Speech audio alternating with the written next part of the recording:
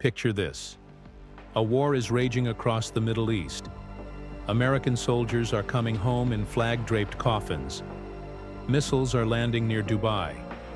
Iran's supreme leader is dead.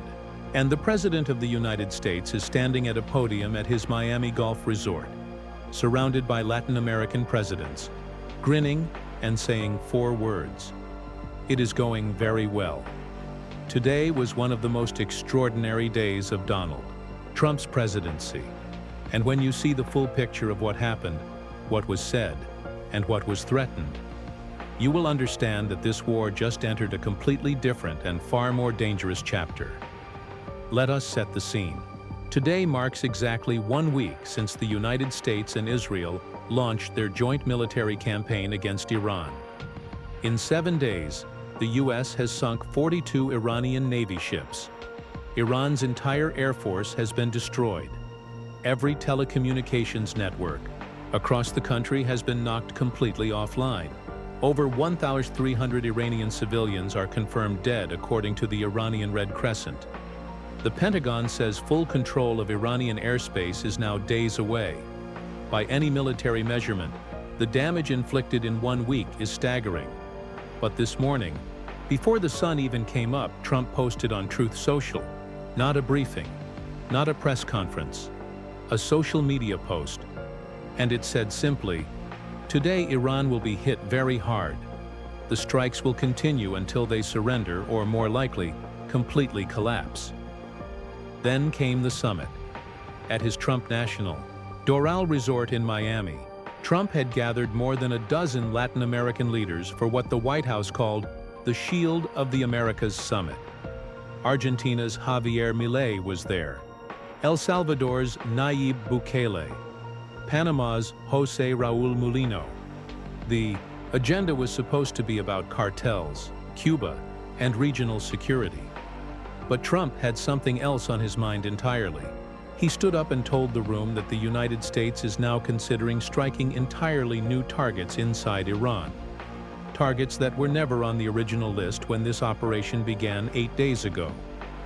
He looked at Defense Secretary Pete Hegseth and said directly, "We want your personality for war. You are just perfect."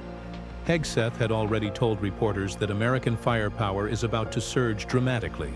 That combination, new targets and surging firepower, means this war is not winding down. It is widening. Here is where it gets even more tense. Iran's President Masoud Pezeshkian issued a public apology to neighboring countries for Iranian missile strikes that have hit Gulf states across the region. Iran's foreign minister followed up saying Tehran was open to de-escalation. For about 1 hour, the world held its breath. Then Trump posted again, "Unconditional surrender or total collapse." That was his answer.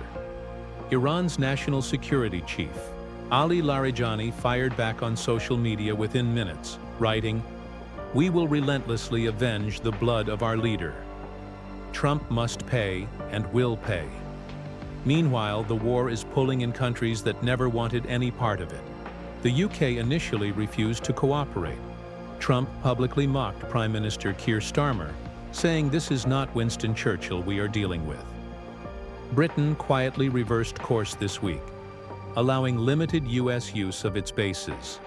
Spain refused entirely, and Trump threatened to cut off all trade with Madrid.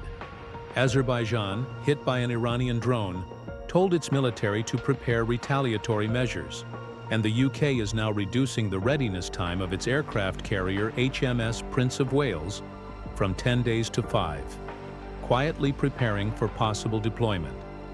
Then at 1:30 in the afternoon, Trump left the summit early. He flew to Dover Air Force Base in Delaware to personally receive the remains of 6 American soldiers killed in Kuwait. One president. One morning at a golf resort making war declarations. One afternoon at a military base receiving the dead. That is the reality of where America stands tonight. The war is louder, wider, and more dangerous than it was 24 hours ago. New targets are being selected. American firepower is about to surge. And a president who started this fight has made absolutely clear he is nowhere near finished. Stay with Elora Updates. Every development, every statement, every shift. We break it down so you always know exactly what is happening and what it means.